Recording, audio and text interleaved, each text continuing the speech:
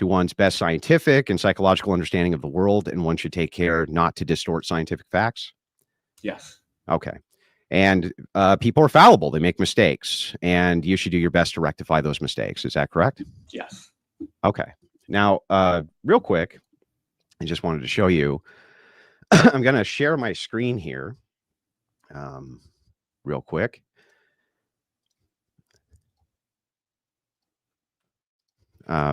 Jake, can you pull that up for me, please? Yeah. Can you read the title of that? 7 fundamental tenets. Yes. The 7 fundamental tenets. Yeah. Now, let me scroll down briefly. I know where this is from. And can you read that? What does that say? Yeah, the Satanic Temple. Of the Satanic Temple. So essentially your doctrine and dogma, right, 100% conforms with the 7 tenets of Satanism by your own admission. Is that correct? Yes, but if Andrew Wilson absolutely destroys this gay pastor, Brandan Robertson. And Andrew Wilson, I think, does it in record time shortly after the opening statements. Andrew Wilson is great at debating Christian ethics versus whatever this guy wants to promote. It certainly isn't Christianity if he's a gay pastor, but let's all see how this goes down together. LGBT people don't need to earn their place in the church. We've already are and always have been part of God's family. So my final plea is simply this. It's time for the church to catch up. The Spirit of God is moving, and the question of LGBT inclusion is not a question at all. It's a call to action, a call to embrace, affirm, and celebrate the beauty of God's diversity revealed in humanity. And so with that, I'm excited to hear from you, Andrew.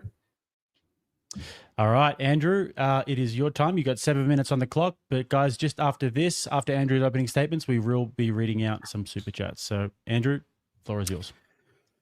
Mr. Robertson is an object lesson and a thing I talk about often. The cult which exists in Christianity, I call the cult of be nice. I refer to these people in other ways as well. Sewing Circle Christians is the most notable way in which I set them apart. A Sewing Circle Christian, reduced, is simply a person that believes Christian ethics boils down to one main tenet: be nice, based around the culturally relative societal taboos which exist instead of actually following Christian ethics. Mr. Robertson is a product of the Sewing Circle Christians, all of whom go out of their way to be nice to him, which creates a vampiric relationship or a parasitical relationship between both. The Sewing Circle Christians get to flout their virtue and talk about how they show tons of love and grace to Mr. Robertson, of which they are actually showing neither. And Mr. Robertson, in turn, gets to use this virtue signaling as a weapon by saying, due to the niceness you show me, I can weaponize your own faith against you. They're both products of each other, which is ironic and sad.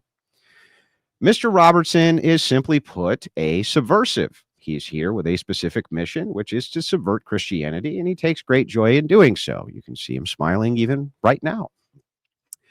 His entire history is that of us. I wonder if that was an ad lib from Andrew Wilson. The whole, you could see he's smiling right now, or if he pre-wrote that into his opening statement, knowing that he would probably be smiling the whole time, or as he said that. Log cabin Republican, subversive element in the Republican Party. Don Lemon, unless I get this wrong and you can correct me right now, wrote a foreword in your book. Is that not correct? An endorsement, but not a foreword. Oh, yeah, I'm so sorry. An endorsement. Saying, quote, Brandan Robertson is a fearless and one of the clearest voices for faith and LGBT inclusion. Don Lemon, by the way, who hates Christians like you can't imagine, absolutely loathes them and bashes them every chance he gets. He's an anti-Trumper, Mr. Robertson is, who uses his non-existent faith on behalf of a progressive secularist agenda to advance that secular agenda, and part of that agenda is homosexuality in church. Now, Mr. Robertson, hilariously enough, has a worldview riddled with contradictions. He says he's afraid to come out, but was lobbying for gay Republicans. He says homosexuality is innate and immutable, but claims ancient people had no understanding of sexuality and that sexuality is a 19th century construct. Total contradiction. He believes God can lie, but also claims he received divine revelation from him and knows it's true. He says sin is harm to yourself and others, or God's design, by whose standards do we appeal for harm in his system? It can't be the Bible, as Mr. Robertson says. It is unnecessary to use that as a standard for morality. The list is actually endless of contradictions, which make no sense at all. The reason Mr. Robertson essentially is taken seriously at all by at least some people, mostly women, is because of the flowery language he uses. Love is love. Love between adults shouldn't be restricted, man. Jesus Christ was all about the love, bro. These are masking terms which Christians, in their foolishness of following the cult of Be Nice, actually let him get away with because they don't want the flack of using what they consider to be vulgar language. It's actually pretty hilarious. Here's what we're actually talking about in plain English so nobody can run from it.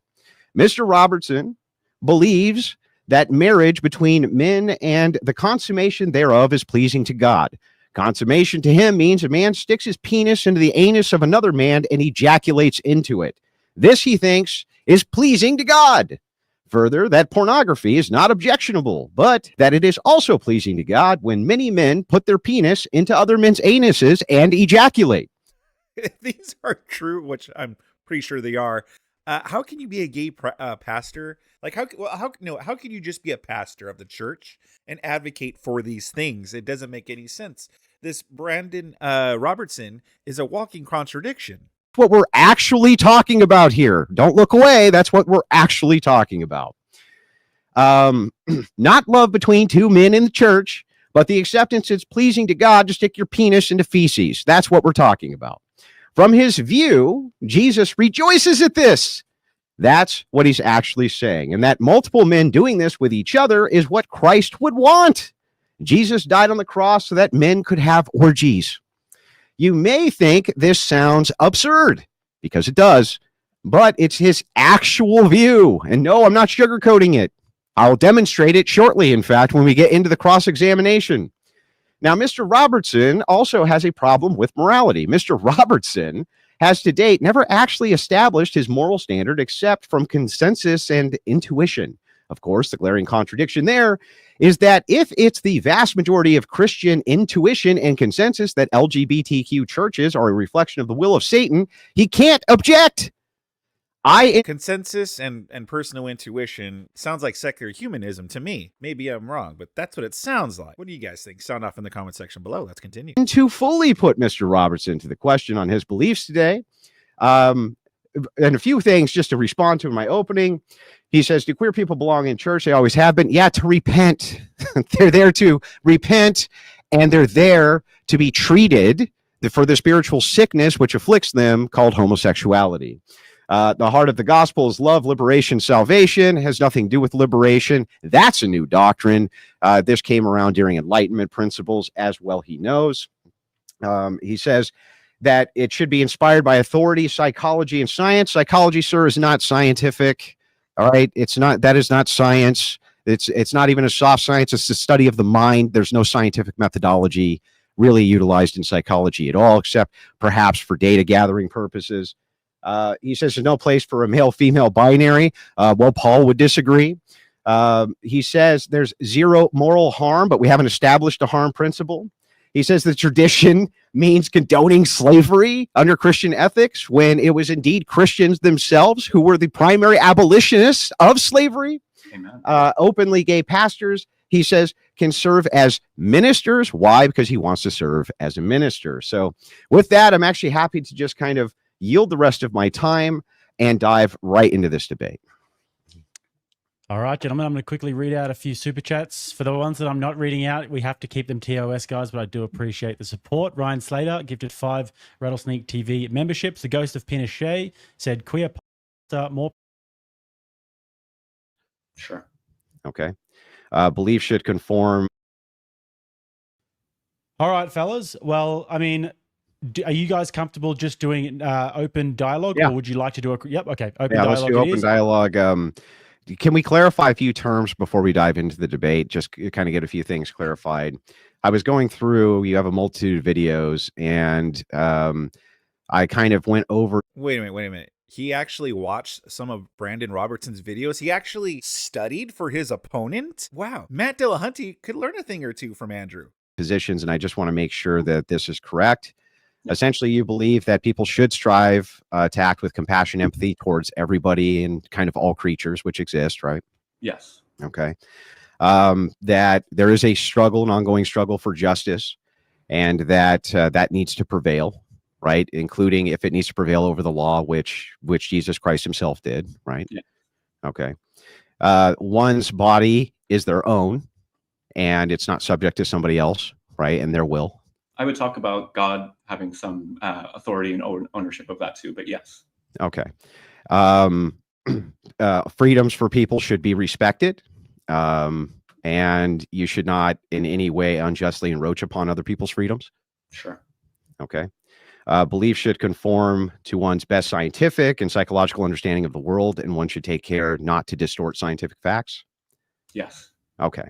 And people are fallible. They make mistakes, and you should do your best to rectify those mistakes. Is that correct? Yes.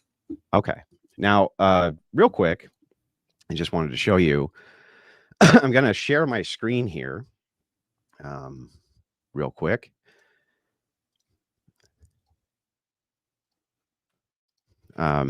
Jake, can you pull that up for me, please? Yeah. Can you read the title of that? 7 fundamental tenets. Yes. The 7 fundamental tenets. Yeah. Now, let me scroll down briefly. I know where this is from. And can you read that? What does that say? Yeah, the Satanic Temple. Of the Satanic Temple. So essentially your doctrine and dogma, right, 100% conforms with the 7 tenets of Satanism by your own admission. Is that correct? Yes, but if you know about the Satanic Temple, they're actually an atheistic organization that does not believe in Satan or God. Brandon saying that, thinking that that's an own or a rebuttal, that makes him look good, but it doesn't. Because whether it's they worship Satan or they're atheist, either way, if him as a Christian pastor is espousing all of those virtues, that's not good. That is not a good thing. I apologize for that. Anyway, go ahead. No, I was just saying the Satanic Temple, if anybody knows, is an atheistic movement that does not believe in Satan or God. So it's an interesting thing to try to bring up, to try to align it with Satan, but there's no biblical basis that those are Satan's values, and the movement itself doesn't believe in Satan or God. Correct. It's a secular organization, right? Yeah. And its stated goals are to be a subversive element to Christianity by utilizing Christian ethics against Christians. And they utilize these tenets in order to do that, which are borrowed from Christian ethics, as a way to snub their nose and say, nah, we got you, Christians. And you agree with every single tenet of the Satanic doctrine, the secular subversive organization, which is there specifically to destroy Christianity. Is that not correct, sir? That's not correct, actually. I'm good friends with a Satanist who belongs to the Satanic Temple, and his goal and their goal is not to subvert. I am good friends with the head of the Satanic Temple. What is this guy doing? What is this guy doing? Andrew Wilson immediately, in just a few minutes into this debate, already exposing the crock that is this Christian pastor. I mean, listen, even if you do believe that homosexuals should be allowed to be Christian pastors, I mean, immediately, this guy right here does not make it look good. Andrew's exposing that he is everything that's wrong with this ideology. It's to subvert conservative Christianity, Christian nationalism, the kind that I do think that you probably represent. So, Christian nationalism did not even exist at the time of LaVeyan Satanism, wasn't even a thing. And the modern Satanic Temple, which took its lead from LaVeyan Satanism's 10 tenets for the now 7, right, also existed before there was a Christian nationalist movement at all, in order to remove the 10 Commandments from any type of public area, in order to remove any type of public prayer from schools, things like this. I suspect these are all things you support. Yes, absolutely. 100%. How is that not subversive? It is subversive. I believe Jesus is subversive. So you're a subversive. Yes, I agree with what you said there. Of course. Okay, gotcha. And you agree with all of the tenets of Satanism? Yes, I do. Absolutely. Okay. So now that we have some of that clarified, can we just move on to a couple of basic questions that I have for you? Yeah. You converted to Christianity when you were 22. No, 12. 12. I'm sorry. I read here that you made your final conversion or acceptance at 22. Is that right? When you were an adult, or No, okay, what did I get wrong? The few things like the log cabin Republican thing is also interesting and incorrect. But I became a Christian at the age of 12 in a fundamentalist Baptist church and ended up in an evangelical church, then went off to Moody Bible Institute to become a pastor and graduated there when I was 21. And started, I see. Yeah. Maybe that's where I conflated the two, is you graduated there when you were 21. Yeah. And you now serve as a pastor in pastoral duties, correct? Absolutely. I have a direct question for you. You may find it offensive, but I would like to have it answered. Have you engaged in group sex with men since you've been a pastor? No. Never? No. Do you condone group sex with men? No, I would not say that's general sexual ethic that I would endorse. Why? Because I believe that sex is best consensually, lovingly between usually two people. But I also, and I write about this extensively at the end of my new book, that my version of sexual ethics isn't about rules. So you're going to be hard pressed to get me to come down firmly and say something is right or wrong objectively in all situations. Then why not engage in group sex? I mean, doesn't this just sound like secular humanism all over again? Well, I believe that or my preference. So he doesn't personally condone group male. So he doesn't personally believe in group male intimate relations. Okay. I believe that's YouTube friendly, like personally for himself. But he doesn't think that other people shouldn't be allowed to do it if they so choose to. Sounds like secular humanism to me. I want to do. Yeah, I know. But if somebody does want to do it, why wouldn't you condone it? I think that if your values are centered on love, consent, and adult relationships, then anything can be a healthy expression and anything can be an unhealthy expression. Okay, so then you would, if somebody came to you and said, well, there's 4 of us men and we all want to get married to each other. Yes. You would marry all of them together, correct? Yeah. You couldn't have an objection to that, right? No, I support polyamory. And so if they all went home that night and had a big gay orgy, you would not. An orgy if they're married. I wouldn't say that. Yeah. Okay. You wouldn't condemn it, right? No. Yeah. So you would condone it. You would marry it. So you do condone this activity. Sure. Okay. Now, the way that you're framing it now, yes. Yeah. Now, if 6 secularists made the declaration that they were married, right, absent your authority to marry them, of which you have none. But if you, assuming I just granted that you did, the secularists who give themselves the authority and then they all marry each other, all 6 of them, you couldn't say that they're doing anything wrong, right? I don't think consensual adults in relationships are doing anything wrong. No. Never. Not if it's a consensual, loving relationship. Because there's no harm, right? Yeah. Yeah. Can you tell me then, sir, Brandon, I'm really curious about this. If your grandmother died and you dug her up from the grave and nobody knew about it and you had sex with her corpse, can you demonstrate for me the harm? She can't consent. So yes, that would be the harm. Wait a second. She doesn't need a consent. She's not alive. What? No. Why? Wait, what? What? I think you're spinning yourself in circles here. My standard for sexual morality is that all sex has to be consensual. Can a tree consent? No, and I don't think you should have sex with trees. So then if you have a wooden dildo, that's a no-no in Brandon's world?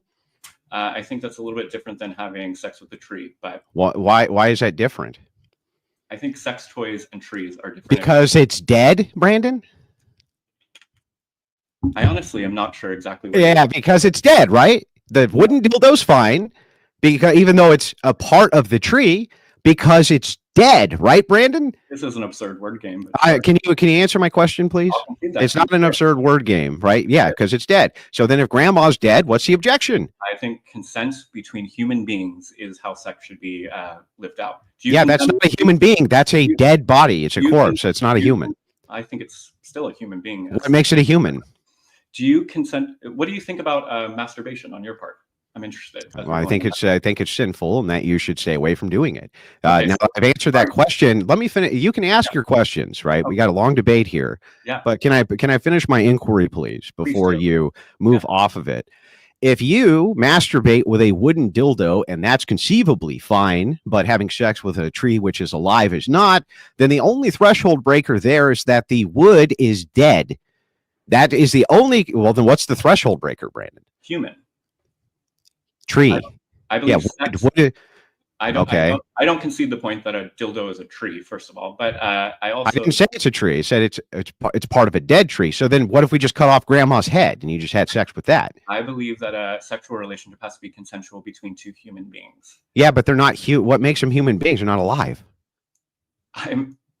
Consenting human beings is how sex should be expressed. Yeah, I know, but that makes no sense, Brandon, because if they're not alive, what makes them now human beings?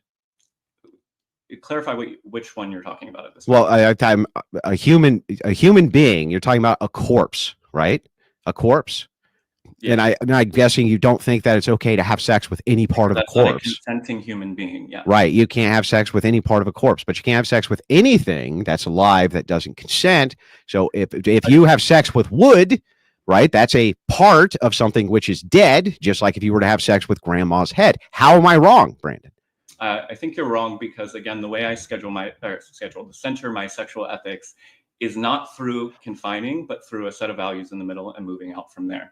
If you are engaging in a sexual practice with oneself that is consensual, I think that is fine, generally. Okay, and a wooden dildo is fine. Sure. Okay, but that's I wouldn't recommend but that's part of a now dead tree. So if you say the wood is no longer tree, and the wood can no longer be the tree because the tree is dead, right? Then how does that not apply to human beings, Brandon? Can you explain that to me? Human needs to consent in order to engage sexually with them. Yeah, that's not my question. Can you repeat my question so I know you know it? No, because this is what I'm going to answer. Okay, so I'm going to repeat my question. Fine, and I'm not going to answer. So you're not going to answer any questions because you don't like the entailment of it. So here's the logic, Brandon. Yeah. If you have a wooden dildo, that's a part of a tree that is now dead. You say that is fine to do because it's no longer a tree because it's dead, right? It's a part of a dead tree. It's not a consenting human being, yes. Yeah, but you can't have sex with a tree either, right, Brandon? Because it's not a consenting human being. Yeah, okay. Well, wait a second. I don't concede that still is having sex. I wouldn't say that. So if a guy, I'm sorry, the only proper way for you to have sex is with a consenting human being, period. Yeah, I don't think masturbation, in my definition, wouldn't be sex. I wouldn't say dildo is sex. But masturbation, in your view, is fine. Yeah. Okay, so could you use Granny's hand that's cut off and masturbate yourself with her hand? It's non-consensual, no. Well, wait, it's non-consensual with the tree, the dead part of the tree now, Brandon. I reject that premise. What's wrong with it? Where's the contradiction? I think it's just an absurd premise. I think you know that it's an absurd premise. Just saying it's absurd is not an argument, right? Well, that would be, so that's not an argument. So See, what Andrew Wilson is trying to get these people to see is their own contradictions, and they're going from their own sense of morality. So to this dude, having intimate relations with a tree, well, that's a no-no. Having intimate relations with an unalive person, well, that's a no-no. However, having group intimacy, oh, well, that's okay as long as they're all consenting adults. If you how do you say, have fun with yourself with a wooden phallus, well, that's a-okay in this one because that's considered self-pleasure, and self-pleasure in this Christian pastor's mind is a-okay. So, which again, all stems from not Christianity, just his personal preference. And he's trying to make them see that this is all stemming from his own personal sense of morality, his own personal preference. There is no logic there. There is no reasoning as to why he believes these things. He probably can't explain to you other than, well, it's not a consenting adult. Yeah, but it's not a consenting human being. Okay, yeah, but a wooden phallus that is from a dead tree, that is also not a consenting human being. So why is that okay, but severing the hand of a corpse and using that is not okay? He can't explain it. He can't reason with it. So to him, this is just ridiculous questioning by Andrew Wilson. But I think Andrew Wilson makes perfect sense, and he is just too, dumb to realize it. What are your guys' thoughts so far? Sound off in the comment section below. Smash that like button if you're enjoying this so far. Let's continue. So here, I'll put it in a premise for you. Brandon says only human beings. should be able to have sex, right? Consenting human beings. Yeah, If a human being masturbates, that's fine, because after all, if they're masturbating, in Brandon's view, that is not sex. I'm not incorrect so far, right? That's all good. Perfect. Okay, so if you take a piece of a tree and you shove it up your butt, right, in a masturbatory fashion, that is fine from Brandon's view, right? Because there, after all, there's no human being requirement there to consent to. If you use Granny's dead arm, where's the human being now? Granny is, I don't accept the premise that because Granny's dead, she's not a human being. Yeah, no, it's just Granny's arm. It's still part of Granny, and she is not a consenting human. So if I got my arm cut off, that arm is a separate human for me? No, but if anybody if somebody tried to use your cut off arm for sex without your consent, that would be wrong. Why? Because it cannot consent. Yeah, but neither can the piece of wood. But the wood is not a human being. Yeah, but neither is an arm. We're going to keep going in the circle, and also I'm going to keep saying. Yeah, well, what makes an arm a human being? The arm is a part of a human being. Does the arm have a soul? I actually don't have answers to questions about the soul. I think that's beyond our pay grade. Do dead bodies have souls? Perhaps. Do you think that the soul stays with the dead body too? Perhaps. I don't know. I've never died. This is a pastor. This is supposed to be a Christian pastor. Someone that you're supposed to go to if you want answers about the Christian faith. And yet he doesn't know if a dead body has a soul or not, or where it goes. I mean, that's basic level stuff, right? And he can't answer that. Well, what kind of pastor is this? I'm going to fast forward a little bit here. Psychology, which you probably reject, we believe that sexual orientation is an innate part of a human being, that you are oriented towards a attraction, whether that's bi, hetero, or homo. Yes, but if it was innate, that means they couldn't help themselves, right? Yeah, totally. Yeah, so totally. So then if that's the case, if that's the case, then obviously the activity, which is around these immutable characteristics, happened. So if it happened, if it happened, then it's descriptive. So when you say, hang on, let me finish my point, then you can clarify. So when you say, Brandon, the ancient world didn't really understand homosexuality, they did understand it very well. And it was, if it's innate, 100%. They couldn't control it, right? Then they gravitated towards this innate characteristic. You're misunderstanding the argument I've made consistently across 4 books and thousands of videos, which is not. It's a bad argument. I don't misunderstand it. Make the argument. Make the argument. Make the argument. I am making it. The argument is that, yes, people engaged in same-sex relationships all throughout history. I agree. Emperor Hadrian and Antinous were in a very famous same-sex relationship in the Roman Empire. They existed. And in fact, I would even concede that in the Greco-Roman world of the first century, there are over 13 words for different kinds of sexual relationships between different genders. However, they did not understand that as sexual orientation, meaning that in the Roman world, you were permitted to have sex with man, woman, as long as they were a lower social status, you were legally and morally allowed to have sex with whomever you wanted. So people did not conceive of themselves as gay. They conceived of themselves as a person who's having sex with somebody that they're interested in.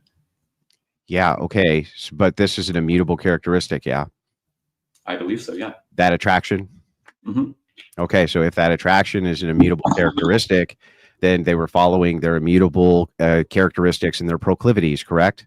Yes. Okay, so if that's the case, then saying that the ancient world didn't really have an understanding of this would be incorrect. No, they did. Not only did they... Well, wait, not only did they, but what you're trying to do is you're trying to smuggle in this word orientation, but you're actually saying the same thing twice. You're saying they gave into their sexual orientation then, which was an immutable characteristic, and they give into their sexual orientation now, which is an immutable characteristic. You're just saying the same exact thing twice. That's it. Yeah, the literal only argument I'm making is that the language of sexual orientation did not exist in the ancient world. And what does orientation mean? I want to have sex with same sex. Yes, absolutely. That definitely existed. They did not have the language to speak of it. Yes, they did. They did not. They most certainly understood that I want to have sex with man. If I want to have sex with man, I can describe that I want to have sex with man. The Japanese did this. The ancient samurai did this. They have documented history of ancient samurai, and they would use boys who they were trying to make into samurai. They would use them as essentially sex toys. And yeah, they talked. And by the way, there's old books on sexuality. I don't know if you know this or not. Very, very old, detailed books. My argument. From hundreds and hundreds of years before your idea of orientation. You're just piggybacking on the same ideas which already existed. I think you're completely misunderstanding the Okay, argument. give me the argument again. But I don't understand where you think I'm taking this argument. The argument, quite simply, this is not like a foundational point to anything, but simply an objective reality that the concepts of homosexuality, bisexuality, and heterosexuality did not exist as such in the ancient world. Yes, people understood. I don't think Emperor Hadrian would have said, I am gay. He, in his lifetime, had sex with men and women, and then he has this beautiful relationship between him Yes, and but that's where the smuggle comes in and is foundational, whether you know it or not. So here's the smuggle. Yeah. All you're doing is taking language and adding new descriptors to old activity. It's just new descriptors. That's it, right? Right. When you say they didn't have the command of the language, they did. They just called it different things, but it was the same exact thing. That's so all I'm trying to all say. you're doing, you're creating this conflation when you say to Christians, they didn't really have a concept of homosexuality. Well, no, actually, they did have a concept of homosexuality. It's just that they didn't use the same descriptive terms that you use from the 1900s. So what? They would Like, not so describe what? it. Why would that matter? They would not describe it in the same way. When they thought about sex, it was more about social status than it was about an orientation or a psychological disposition. First of all, can we clear this up? Because what you're talking about is mostly with nobles, right? And the way that peasants and non-noble classes viewed marriage was completely different than how nobility viewed marriage. Even when you're talking about Rome, for instance, when you're talking about the social classes and you're saying, well, higher ranked classes could basically at their whim, they could rape their slaves, things like this. This is true, right? But for the average Roman citizen, it was not. And when you're talking about in medieval Europe or in Japanese culture, these were caste systems. Okay. And the meaning of these things from the nobility class was completely different than it was for the peasant class. So again, these descriptors don't actually make sense. I'm not a scholar of any of those other places. When I'm speaking of the Greco-Roman world of the first century. That is all I claim to know. Yeah, I know. But don't you think that it's important if you're going to make these kind of bold claims about the conflation of human sexuality, and then you only isolate it to one particular culture, in this case, Rome, even though the entire rest of the world actively participated in sexual activity, that your idea that people just didn't know what the fuck it was is absurd because it's so isolated? Because I'm a scholar of the New Testament, and that's what I'm interested in these arguments and conversations. Yeah, well, this would go to this idea. So Romans themselves studied all sorts of cultures, right? They studied what they considered barbarian cultures. That's where we get barbarian from, because you all sound like this, blah, blah, blah, blah, blah, right? That's where barbarian comes from. Yeah. And they documented many of these cultures, and they definitely gave descriptors for these activities, sometimes frowning upon these activities, sometimes not. Depends on which scholar you're looking at, depends on which philosopher you're looking at. But to say that the people who grasped logic, comprehensive propositional logic, which modern logic is based on, modern philosophy, didn't understand keys to human sexuality, and only through esoteric psychology in the 1900s we were finally able to grasp it, is fucking insane. What you're doing is you're using a fallacy of modernism. So you're saying the entire argument that you're using is fallacious. It's from a modernist perspective. Yes. You making the claim that we came up with new descriptors for an old phenomenon, which already was known. It was debated about in many cultures all over the world, and even the Romans themselves discussed this depending on which era they were in, based on their observations. And we know these insights because we have their observational papers of other tribes. It's simply not true. Sexual orientation as a psychological, biological, innate disposition towards an attraction was not how the ancient Greco-Roman world thought about sexuality. Let's see if this is true. When you say psychological phenomenon, psychology is the study of the mind. Yes? And you don't believe in it. Yes. Okay. Is it the study of the brain? Partially, yes. No. Yes. It's not. No. Yes. Okay. Well, so psychologists, what part of the brain do they study? If you're going to try to make the argument that that we're going to talk about like neurology and people that are actually studying the physical nature of the brain. Yeah, those aren't psychologists. Those are neuroscientists. Yes. Those are Yeah. So there is a massive separation between a neuroscientist and a psychologist. Psychologists study pastoral counseling classes. We studied the brain itself. Oh, which part? We talked about what each part of the brain does and what Okay, yeah, well, okay, so the anxiety brain. And so let's dive into this. Psychology is a predictor for human behavior. That's it.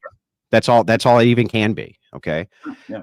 Can you tell me what the disease process is in psychology? What is the process, the disease process? Tell me more about what that means. Well, in science is only as useful as the controls which you add. So in medical science, if we're going to diagnose a disease, we use a process called the disease process. It's a step-by-step inductive process which goes through and, utilizing strict regulatory scientific controls, rules everything out that the thing can't be, therefore isolating the thing that it is. What is the disease process in psychology? Again, I'm not a psychologist, so I don't know actually how to answer this question. I thought you were super familiar in your pastoral, No, I said was that. Well, let me help you. There isn't one. There isn't one. There is no disease process in psychology. And the reason there is no disease process in psychology is because it's the study of a metaphysical mind. It is not the study of anything which is physical. Really? Then tell me this, sir. Could a psychologist diagnose a person with narcissism? What makes them correct? That you can see behavior patterns that clinically line up with narcissism. Interesting. But every single behavioral pattern a person can have, they can have all of the patterns which would fit with a narcissist and not be diagnosed as a narcissist, because it's completely and subjectively up to the psychologist themselves, the studier of the mind, to make this assessment. When you have a disease, an actual disease or illness, there's a process that is absent your independent subjective mind. You go, wait, you see that big fucking tumor right there? That's the problem. And here it is, and I'll show it to you. That process does not exist with psychology. What you've done is you've made a grouping, a mind grouping, based on what you consider to be proclivities, and just renamed them. And then you try to pass it off as though it's true. So start with this. Give me any scientific proof whatsoever that homosexuality is an innate characteristic. That it occurs naturally throughout the world. I think that's what we would mostly say. Wait, I'm sorry. Let's back up. Did you just appeal to nature? Yes, I'm going to make lots of appeals in this debate. But first of all, and also, this dude right here looks like he's on the verge of crying because he is getting owned so badly. And it's just showing Andrew Wilson doing an excellent job showing the hypocrisy, the ridiculousness. Well, first of all, being a gay Christian pastor, but also this dude clearly doesn't represent what Christianity is, like, in any way, not even in his teaching. Even if he was gay pastor, the things that he teaches does absolutely nothing to provoke Christianity other than what Andrew Wilson said in his opening statement. He is part of the be nice, the sewing circle Christians of just, let's just be nice. And that's just not what Christianity is. It is a part of Christianity, but that is just not all what it is. It is just be nice. It is not just be nice and live and let live. That is the secular humanist ideology, which is not even consistent in itself. Because to this dude, having group intimate relations with other people, that's okay. But with a corpse, well, then that is not okay. Says who? Well, just says him, his personal preferences, which Andrew Wilson is always great at getting out of these people. He gets them into these logic traps where he actually forces them to kind of reevaluate what they believe, where he kind of forces them to look at actually what they believe, and they still are somehow unable to see that what they believe is just totally inconsistent, and it just totally is their preference, what they feel is right and wrong. This person feels like it is right to be gay and a Christian pastor and also espouse really none of the Christian values other than, well, love thy neighbor. That's it. That's up to this dude's preferences. Andrew Wilson did an excellent job. He eviscerated this guy pretty fastly. I mean, the moment that he said, oh yeah, his values align with the satanic temple, I mean, it was already over. It's like, okay, we should not be listening to anything what this dude has to say. This is just going to be, this is a near 3-hour long debate. I only showed you just a portion of the debate. If you want to see the rest, I have a link in the description below. I encourage you to go watch the whole thing for yourself. If you enjoyed today's clip, if you like seeing Andrew Wilson just dominate these lunatics, I have a whole playlist for you on the screen that you could binge on and enjoy. And I also have more content on the screen that I also think that you'll enjoy if you're into this kind of stuff.